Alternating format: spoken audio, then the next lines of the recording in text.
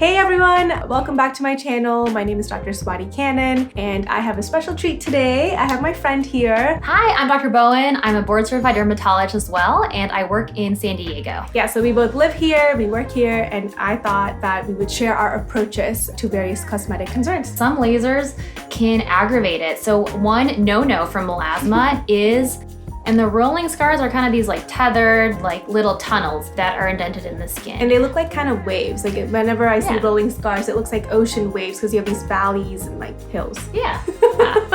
Tinted sunscreens are great as well for the iron oxides that can protect against visible light. So like just staying in this room, right now we have so many bright lights that are trying to brighten up this room.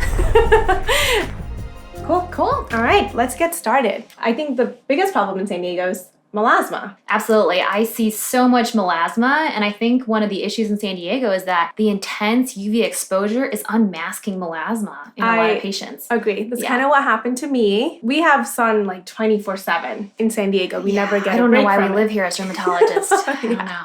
I know. I think we like cloudy weather. Yeah. We really like Seattle. Yeah. You know what? Seattle's probably next on our list. Yeah. So for melasma, I always tell patients, it's a chronic recurrent condition similar to other chronic conditions like diabetes. So the mainstay is a good topical regimen. So I don't know about you, but I really like to use skin brighteners such as hydroquinone and other things like discoloration defense, like Terra, anything to help get rid of some of that excess pigmentation and to calm down those melanocytes, which are the pigment producing cells. Right. So discoloration defense is made by SkinCeuticals. It contains, their main ingredient is tranexamic acid, and we talk about that a lot with melasma. I actually also give oral tranexamic acid at the oral form. Yeah. So for patients who have like very resistant melasma that doesn't respond to topicals or even lasers, I like to start them with an oral tranexamic acid. What kind of cosmetic treatments besides creams do you like to do for melasma? Right. So other than like the brighteners and the SPF, so some of the treatments I use for melasma are some laser therapies such as the Clear and Brilliant laser.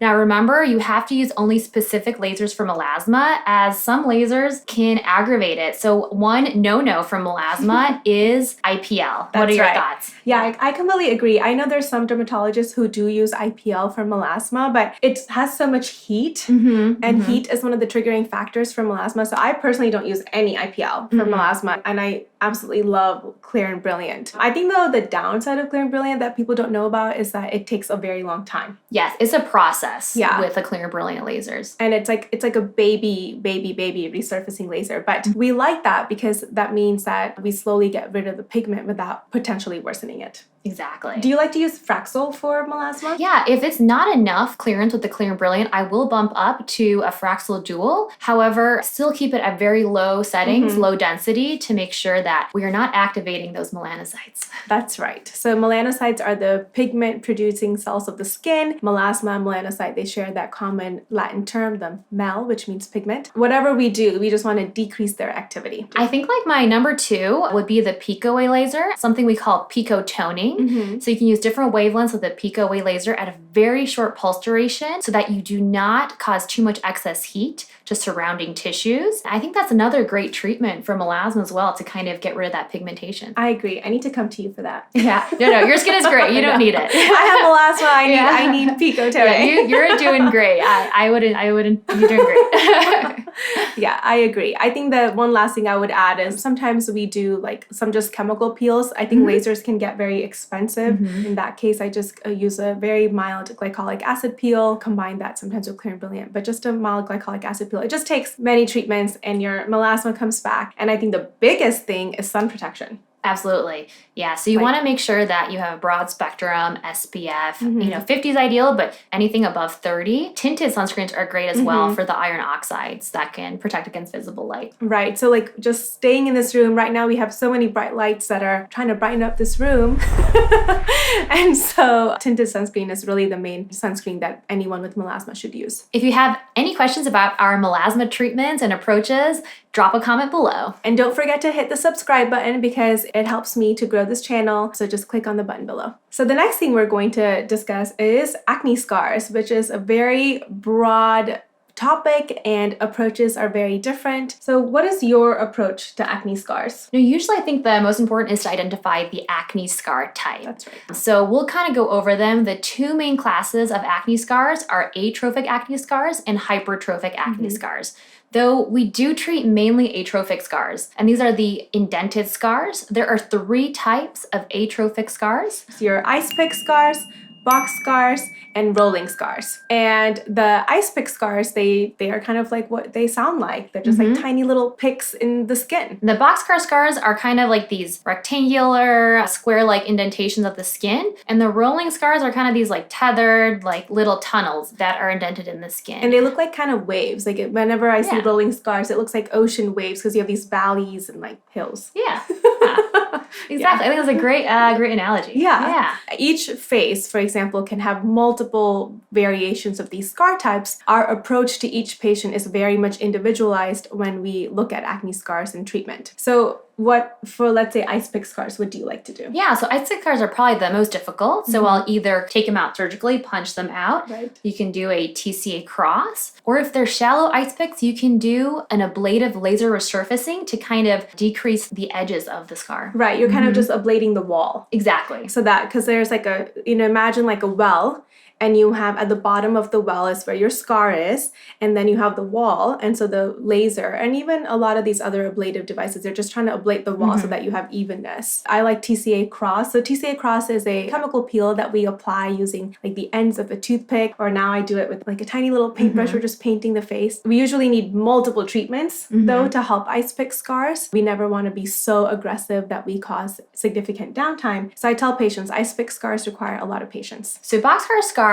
you can also do TCA cross. There's some new data on this as well. But for these, you have a little bit more flexibility. Right. You can do a non-ablative fractional laser, such as the Fraxel Restore. You can do radio frequency microneedling. There's a few devices out there. You can do a ablative laser. There's a lot more options for boxcar, and you can even do like a little bit of filler at the end for boxcar. Right. I think the one thing we have to remember though is for darker skin patients, any sort of treatments that we do can really cause discoloration. We call that post-inflammatory hyperpigmentation. And so I pre-treat all of my darker skin patients with hydroquinone for about a month. Yeah, and then afterwards, after treatment, we use a special regimen for patients with darker skin types. That's right, and lots of sun protection. Lots. And there could still be discoloration that happens. We just treat through it. I don't know if you do this, but sometimes with like severe or just more spotted discoloration, I'll do like a Q-switch or Pico right afterwards. Yeah. To help like get rid of that pigment faster. Absolutely. Yeah, even after like a bruise that turns darker, I'll do like a light Pico way. Yeah. Picosecond laser. Yeah, and then our final is the rolling scars. So rolling scars is a unique scar type because this is the one we do subcision on. So subcision, we use a 18 or 16 gauge special needle, usually a no-core needle. There are other tools as well. And we go under that rolling scar to release the tether. So rolling scars are usually tethered in the skin. What's a good analogy for rolling scars? Let's see. Almost like a buttonhole. Okay, so your skin is at the top, and then you have like a scar like this, and then underneath are little cords that are kind of attached to what we call the dermis, which is that second layer of your skin. And so when it's tethered like a cord, we cut that cord and it like replenishes to the top. I don't have a good analogy. I just describe it. We'll come back to you on that one. Subcision is a great mainstay for rolling scars. You have a lot of options with rolling scars. You can do like laser resurfacing. Yeah, I tend to always subcise first. Yes. So I feel like laser resurfacing, I tend to do it like after I have untethered all of the scars, and I subcise with usually a cannula. Gotcha. Yeah. There's like a lot of tools out there to help you out. The other ones, you can do a non-ablative fractional laser, radio frequency microneedling, and then even a little filler at the end.